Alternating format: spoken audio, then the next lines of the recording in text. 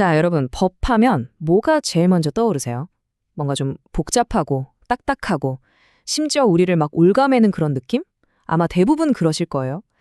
근데 오늘 그 생각에 한번 제대로 도전해 보려고 합니다. 사실 많은 분들에게 법은 바로 이 말로 요약될지도 모릅니다. 유전무죄, 무전유죄.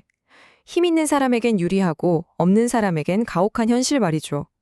이런 생각 때문에 종교에서 말하는 법조차도 괜히 부정적으로 들릴 때가 많아요. 그런데 아주 만약에 우리가 법이란 단어를 처음부터 잘못 이해하고 있었다면 어떨까요? 법의 진짜 목적이 바로 저런 불의를 막기 위한 거였다면요? 자, 오늘 이 이야기 속으로 한번 깊이 들어가 보시죠. 우리가 알던 법의 개념을 완전히 새롭게 보는 시간이 될 겁니다. 오늘 우리가 함께 따라가 볼 여정입니다.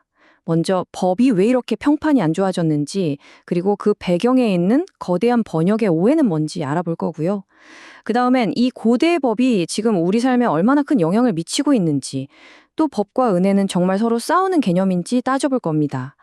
마지막으로 어떤 법이 영원히 남고 그 법이 궁극적으로 우리를 어디로 데려가는지 함께 확인해 보시죠. 좋습니다. 그럼 첫 번째 이야기부터 시작해 볼까요? 도대체 우리는 왜 법이라는 단어에서 축복보다는 무거운 짐을 먼저 느끼게 되는 걸까요? 저는 법이 꼭 학교 다닐 때 배우던 문법 같다는 생각이 들어요. 뭔가 복잡하고 지키자니 답답하고 어떻게든 좀 피해가고 싶은 그런 거 있잖아요. 하지만 한번 생각해 보세요. 문법이 없으면 우리가 어떻게 제대로 소통하겠어요? 뒤죽박죽 난리가 나겠죠. 사실 문법은 우리를 괴롭히려는 게 아니라 명확한 소통을 위한 최소한의 약속이거든요. 법도 마찬가지예요. 우리를 억압하는 게 아니라 우리 공동체를 지키는 안전장치라는 거죠. 그런데도 왜 이렇게 답답하게만 느껴질까요? 그 이유가 바로 다음에 있습니다. 네, 바로 이 지점이 오늘 이야기의 거의 하이라이트라고 할 수 있습니다. 우리가 법을 오해하게 된 가장 큰 이유가 어쩌면 아주 단순한 번역의 문제에서 시작됐을지도 모른다는 겁니다. 우리가 성경에서 율법이라는 단어를 볼 때 왼쪽처럼 딱딱하고 제한적인 규칙, 낡은 규정, 무거운 짐 같은 이미지를 떠올리잖아요. 하지만 원래 단어가 가진 의미는 오른쪽처럼 훨씬 더 따뜻하고 풍성합니다. 이건 단순한 규칙 모음집이 아니라 우리 삶의 방향을 알려주는 가르침, 교훈, 삶의 지침서라는 의미가 훨씬 강해요. 느낌이 완전히 다르죠? 네, 그 원래의 단어가 바로 히브리어 토라입니다. 토라의 진짜 의미는 법전이라기보다는 인생 내비게이션에 가까워요. 어떻게 사는 게 좋은 길인지 알려주는 하나님의 가르침. 이 관점 하나만 바꿔도 모든 게 달라 보이기 시작합니다. 율법이 아니라 토라, 즉 가르침으로 이해하는 순간 우리는 전혀 다른 그림을 마주하게 됩니다. 자, 그럼 이 수천 년 전의 가르침, 토라가 오늘을 사는 우리와 도대체 무슨 상관이 있을까요? 아마 생각보다 훨씬 더 깊이 연결되어 있다는 사실에 깜짝 놀라실 겁니다. 오늘날 우리는 모든 인간은 태어날 때부터 존엄하다고 말하죠. 이게 바로 인권의 가장 기본이 되는 생각이잖아요?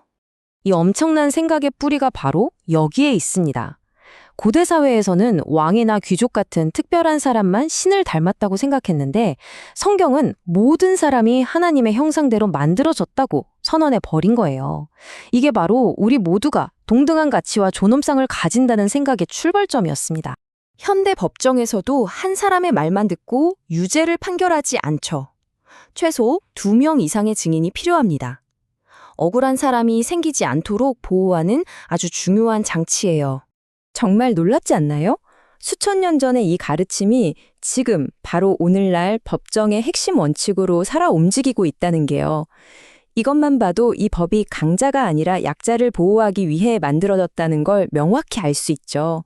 자, 그런데 많은 분들이 성경을 읽을 때 구약은 법, 신약은 은혜, 이렇게 딱 나눠서 둘이 서로 싸우는 개념이라고 생각해요. 근데 정말 그럴까요? 이 아주 오래된 오해를 한번 정면으로 들여다보겠습니다. 예수님 본인이 직접 이 오해를 아주 명쾌하게 풀어주세요. 나 법 없애러 온 거 아니야? 오히려 그 법이 진짜로 의미했던 걸 완성하러 왔어. 라고요. 그러니까 법의 글자 뒤에 숨어있는 진짜 정신, 그 사랑의 정신을 제대로 보여주러 왔다는 뜻이죠. 그러니까 핵심은 이거예요. 성경이 진짜 문제 삼는 건 하나님의 법 그 자체가 아니고요. 그걸 잘못 사용하는 율법주의입니다. 율법주의는 법을 가지고 자기가 잘났다고 뽐내고 다른 사람을 판단하는 무기로 써요. 하지만 진짜 제자도는 그 법을 사랑을 실천하는 가이드로 사용하죠. 문제는 법이 아니라 법을 대하는 우리의 마음과 태도에 있었던 겁니다. 그럼 구약에 나오는 그 수많은 복잡한 법들은 지금 다 어떻게 해야 하나요? 이런 질문이 생기죠. 여기에 대해서 신학자들은 아주 명쾌한 정리틀을 우리에게 보여줍니다. 바로 이렇게 세 가지로 구분하는 거예요. 첫째, 고대 이스라엘이라는 특정 사회를 위한 시민법. 둘째, 성전 제사에 대한 의식법. 이 두 가지는 예수 그리스도를 통해 그 역사적 목적이 완성되었다고 봅니다. 하지만 세 번째, 도덕법은 달라요. 이건 하나님의 변치 않는 성품, 즉 정의, 사랑, 거룩함을 담고 있기 때문에 시대를 넘어서 오늘날 우리에게도 여전히 중요한 삶의 지침이 된다는 거죠. 그 도덕법의 정신을 가장 잘 보여주는 예가 바로 이 희년 제도예요. 이건 단순히 뭐 하지 마라가 아니라 주기적으로 빚을 없애주고 땅을 원래 주인에게 돌려줘서 가난한 사람이 영원히 가난하게 살지 않도록 시스템을 만든 거예요. 약자를 보호하고 공동체 전체의 정의를 세우려는 아주 적극적인 사랑의 명령이었죠. 이게 바로 영원히 남는 법의 정신입니다. 자, 이제 거의 마지막 목적지에 도착했습니다. 이 모든 이야기를 종합해 볼 때 법의 진짜 목적, 그 최종 목적지는 과연 어디일까요? 다시 한번 정리해 볼게요. 우리가 싸워야 할 대상은 하나님의 법이 아니라 율법주의입니다. 우리를 돕기 위해 주어진 친절한 안내서를 구원을 얻는 조건으로 착각하고 그걸로 자기를 높이고 남을 내리누르는 태도. 이게 바로 법의 정신을 완전히 망가뜨리는 거죠.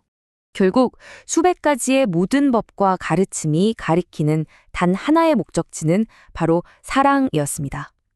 하나님을 사랑하고 내 이웃을 내 몸처럼 사랑하는 법을 아주 구체적으로 알려주는 안내서. 그것이 바로 토라, 하나님의 법의 진짜 모습입니다. 우리를 짓누르는 짐이 아니라 사랑으로 가는 길을 알려주는 친절한 지도였던 셈이죠. 우리를 억압하는 도구라고 오해했던 법이 사실은 사랑을 어떻게 실천할지 알려주는 가장 구체적인 설명서였다는 것. 이 새로운 눈으로 지금 우리 사회의 법과 규칙들을 다시 한번 바라본다면 과연 우리는 무엇을 발견하게 될까요? 우리 모두에게 남겨진 질문입니다.